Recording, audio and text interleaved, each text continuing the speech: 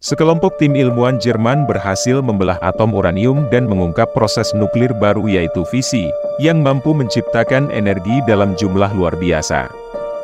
Mewaspadai perkembangan ini, Einstein kemudian menandatangani surat yang ditulis oleh fisikawan Leo Szilard. Surat tersebut berisi tentang peringatan bagaimana Jerman Nazi memiliki potensi untuk mengembangkan bom jenis baru, yang sangat kuat yang berpotensi menghancurkan. Surat itu ditujukan kepada Presiden ke-32 Amerika Serikat, Franklin D. Roosevelt, yang menyarankan agar negara Paman Sam segera memulai program nuklirnya.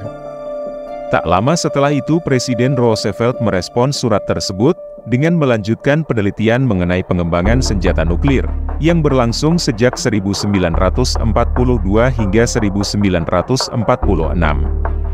Pada awalnya penelitian ini hanya dilakukan di beberapa universitas seperti Universitas Columbia, Universitas Chicago dan Universitas California di Berkeley.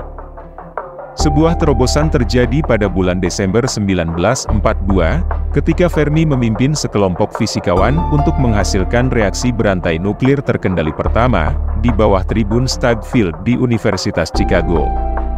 Setelah pencapaian tersebut, anggaran proyek Manhattan ditambah oleh pemerintah Amerika, sehingga proyek berjalan dengan sangat cepat dan fasilitas nuklir mulai dibangun di Oak Ridge, Tennessee dan Hanford, Washington. Sedangkan Robert Oppenheimer ditugaskan untuk menyusun potongan-potongan itu di Los Alamos, New Mexico. Proyek bom nuklir ini menghabiskan anggaran lebih dari $2 miliar dan mempekerjakan lebih dari 120.000 orang Amerika.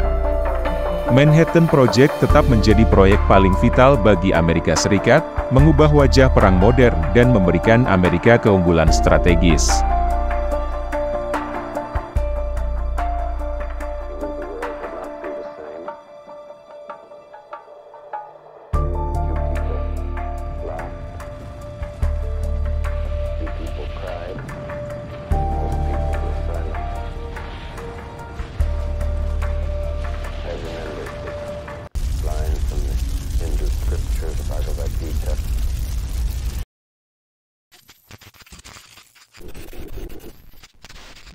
Julius Robert Oppenheimer, juga dikenal sebagai Prometheus dari Amerika Serikat yang diberi gelar Bapak Bom Atom. Ia berhasil menciptakan senjata, membangun peradaban, bahkan menciptakan dunia baru, tetapi akhirnya merasa takut dengan ciptaannya sendiri. Perjalanan Oppenheimer sebagai seorang ilmuwan penuh dengan tantangan dan lika-liku. Prestasinya sebagai pencipta bom atom sangat kontradiktif. Di satu sisi ia berhasil menciptakan sesuatu yang memiliki dampak besar bagi negara dan dunia, tetapi di sisi lain, bom yang ia ciptakan merupakan senjata pemusnah massal, yang menyebabkan banyak nyawa hilang. Lahir di New York pada 22 April 1904, orang tua Oppenheimer merupakan imigran Jerman yang sukses dalam perdagangan tekstil. Setelah meraih gelar dari Harvard University, ia melanjutkan pendidikan pascasarjana di University of Cambridge, melakukan riset di Cavendish Laboratory yang dipimpin oleh Lord Ernest Rutherford, laboratorium fisika yang terkenal dalam penelitian struktur atom. Di tahun 1938, sebuah tim kecil ilmuwan Jerman berhasil membelah atom uranium, mengungkap proses fisi nuklir baru, yang mampu menciptakan jumlah energi yang luar biasa. Khawatir dengan perkembangan ini, Einstein dan Leo Szilard memperingatkan bagaimana Nazi Jerman mempunyai potensi untuk mengembangkan bom jenis baru yang sangat kuat dan menyarankan agar Amerika memulai program nuklirnya sendiri. Surat tersebut dikirim ke Presiden Roosevelt, yang akhirnya meluncurkan proyek Manhattan dan menunjuk Oppenheimer untuk memimpin tim fisikawan Amerika dan Inggris di Manhattan Project. Di tim tersebut mereka mencari cara untuk memanfaatkan energi nuklir menjadi bom atom. Upaya mereka akhirnya berhasil dan melakukan uji ledakan bom atom pertama di dunia, pada tanggal 16 Juli 1945, di situs Trinity Alamogordo. Para ilmuwan tersebut telah bekerja keras. Sekarang adalah waktunya mereka menyaksikan ledakan bom atom pertama di dunia hasil dari karyanya. Perangkat itu dipasang di menara setinggi 100 kaki dan dilepaskan sebelum fajar. Bom yang berjuluk Gadget itu meledak dengan kekuatan sekitar 20 kiloton TNT. Kemudian muncul kilatan cahaya menyilaukan, yang terlihat sejauh 200 mil menerangi langit pagi. Awan jamur mencapai ketinggian 40.000 kaki, meniup jendela-jendela rumah warga hingga 100 mil jauhnya. Ketika awan kembali ke bumi, ia menciptakan kawah selebar setengah mil, yang mengubah pasir menjadi kaca. Oppenheimer saat melihat uji ledakan tersebut, dalam kepalanya memikirkan sebuah kalimat dari kitab suci Hindu Bhagavad Gita, "Saya menjadi kematian, penghancur dunia." Setelah uji coba bom atom pertama yang dikenal sebagai Trinity Test, selanjutnya Oppenheimer dan timnya terlibat dalam beberapa kegiatan dan tugas, terkait dengan pengembangan dan penggunaan senjata nuklir dalam konteks Perang Dunia Kedua. Tim tersebut semakin fokus mengembangkan dan memproduksi bom atom, untuk digunakan dalam pertempuran melawan Jerman. Namun karena terlambat dan Nazi Jerman sudah menyerah pada Sekutu tanggal 8 Mei, akhirnya Presiden Harry Truman memutuskan untuk mengalihkan penggunaan bom atom dalam perang melawan Jepang. Dalam catatan kisah gelap Manhattan Project, sebanyak 24 nyawa melayang selama proyek ini berlangsung. Mayoritas kematian ini terjadi akibat kecelakaan konstruksi yang tak terduga. Dua kasus kematian ilmuwan yang paling mengerikan adalah Harry Daghlian dan Louis Slotin. Harry Daghlian menjadi korban dosis mematikan, ketika menjatuhkan bata tungsten karbid kerakitan inti plutonium. Meskipun dirawat intensif selama sebulan, ia akhirnya mati karena efek fatal radiasi. Sementara itu, Louis Slotin mengalami kecelakaan tragis saat mencoba memodifikasi reflektor inti uranium. Kecelakaan itu terjadi karena obengnya tergelincir yang mengakibatkan setengah inti atom jatuh. Akibatnya Slotin terpapar radiasi yang sangat berbahaya dan meninggal dunia. Setelah kematian mereka, inti plutonium yang menyebabkan kecelakaan tersebut dijuluki inti setan.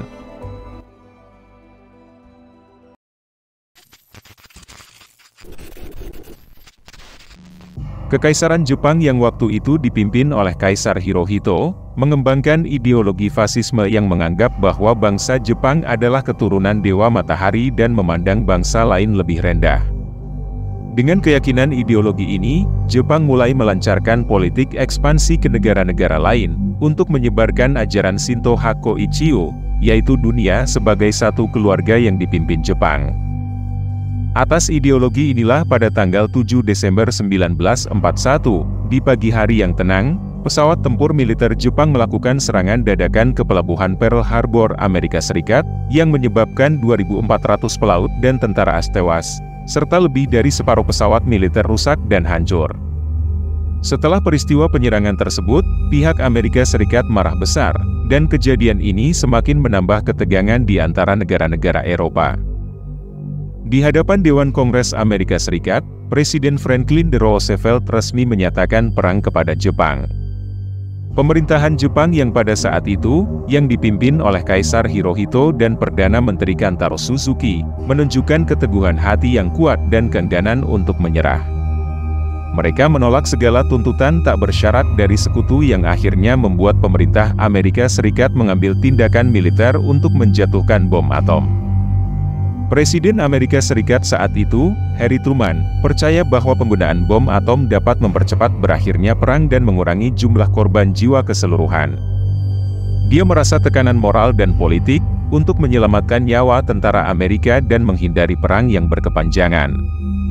Pada akhirnya kombinasi dari faktor-faktor ini, mendorong keputusan Amerika Serikat untuk menjatuhkan bom atom di Hiroshima dan Nagasaki pada Agustus 1945.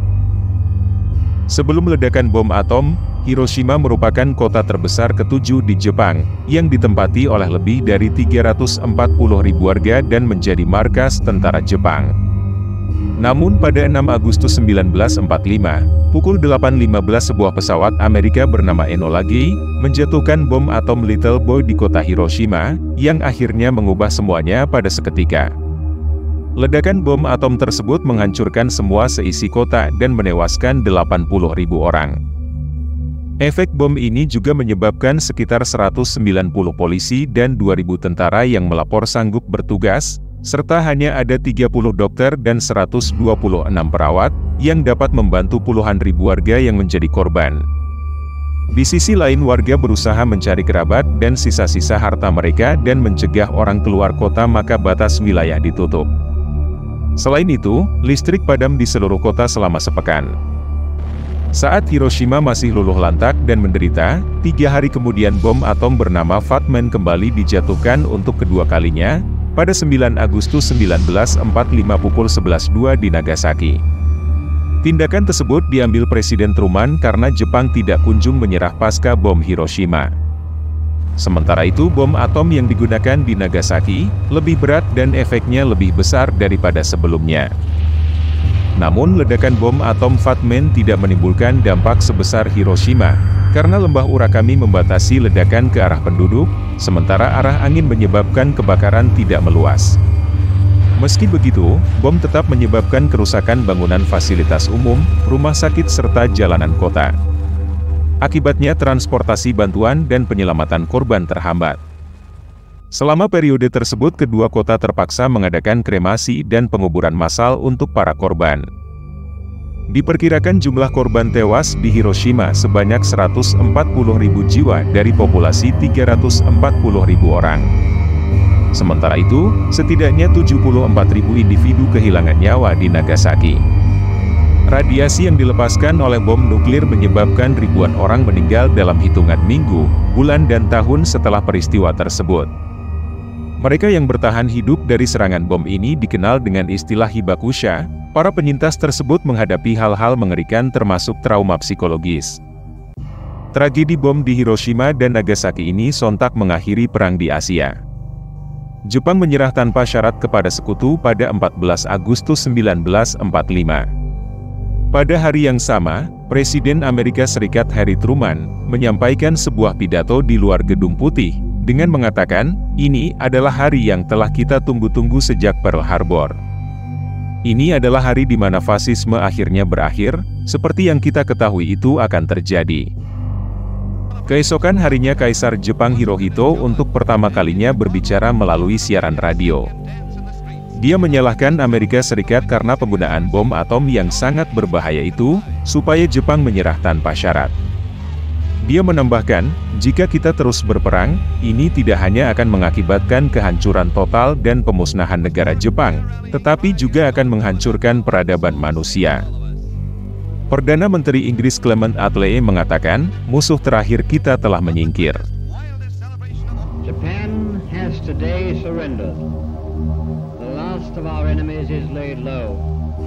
Kemudian dia menambahkan berterima kasihlah kepada Amerika Serikat, tanpanya upaya luar biasa perang di timur akan terus berlanjut bertahun-tahun. Setelah Jepang menyerah, 2 hari libur nasional diumumkan sebagai perayaan di Inggris, Amerika, dan Australia. Jutaan orang dari negara-negara sekutu mengambil bagian terlibat dalam pawai dan pesta di jalan, untuk merayakan hari kemenangan melawan Jepang.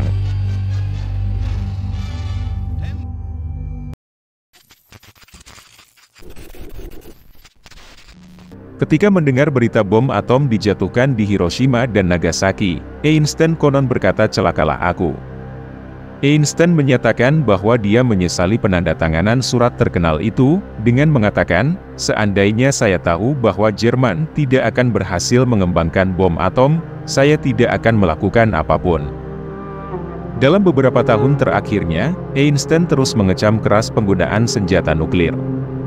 Sebelum kematiannya pada tahun 1955, ia diminta oleh filsuf Inggris Bertrand Russell untuk menandatangani Manifesto Russell-Einstein. Manifesto yang dinyatakan di London memperingatkan ancaman eksistensial yang ditimbulkan terhadap umat manusia oleh senjata pemusnah massal buatan mereka sendiri. Manifesto tersebut berisi, "Kami menghimbau sebagai umat manusia, kepada umat manusia. Ingatlah kemanusiaan Anda dan lupakan sisanya. Jika Anda dapat melakukan hal ini, terbukalah jalan menuju Firdaus yang baru. Jika Anda tidak bisa, ada risiko kematian universal di hadapan Anda." Ketika rincian kehancuran yang mengerikan tersebut sampai ke para ilmuwan proyek Manhattan, banyak yang mulai mempertanyakan apa yang telah mereka lakukan. Pada akhir Oktober, Oppenheimer mengunjungi Presiden Harry Truman untuk membicarakan tentang penerapan kendali internasional terhadap senjata nuklir. Ketika Oppenheimer mengatakan dia harus bertindak karena tangannya berlumuran darah, Presiden Truman dengan marah mengatakan kepada ilmuwan tersebut, bahwa darah ada di tangan saya, biarkan saya khawatir tentang hal itu. Kejadian ini juga memicu ketakutan akan perang nuklir selanjutnya, sehingga mendorong upaya internasional untuk mengendalikan penyebaran senjata nuklir, serta mencari cara-cara damai untuk menyelesaikan konflik dan menjaga agar senjata nuklir tidak digunakan dalam peperangan. Salah satu kutipan terkenal dari Oppenheimer adalah ketika dia mengutip dari kitab Mahabharata, "Sekarang aku menjadi kematian, dan pemusnah dunia." Kutipan ini mencerminkan refleksi mendalam tentang dampak mengerikan dari senjata nuklir yang diciptakannya. Setelah perang berakhir, Oppenheimer menjadi penasihat pemerintah Amerika Serikat dalam pengembangan senjata nuklir. Namun pada tahun 1954, ia dikecam oleh pemerintah Amerika karena dicurigai memiliki hubungan dengan anggota Partai Komunis sehingga dipecat dari posisinya. Hal ini menyebabkan keputusasaan dan penyesalan dalam hidupnya, sehingga Oppenheimer hidup dengan perasaan penyesalan yang tak berujung atas perannya dalam pengembangan senjata nuklir dan dampaknya pada kemanusiaan. Dia terus berjuang untuk mendorong kontrol senjata dan penyebaran nuklir, serta aktif menjadi aktivis dalam mendukung usaha-usaha perdamaian dunia. Meskipun dihadapkan pada banyak kontroversi, ia tetap dihormati sebagai salah satu ilmuwan paling brilian dalam sejarah modern. Pada tahun 1963, Presiden Lyndon Johnson memberikan Medal of Freedom kepada Oppenheimer, sebagai penghargaan atas kontribusinya yang luar biasa dalam bidang ilmu pengetahuan. Namun bakti Oppenheimer kepada negaranya dan ide-idenya yang jenius harus berakhir pada 18 Februari 1967. Oppenheimer dinyatakan meninggal dunia akibat kanker tenggorokan yang ia derita.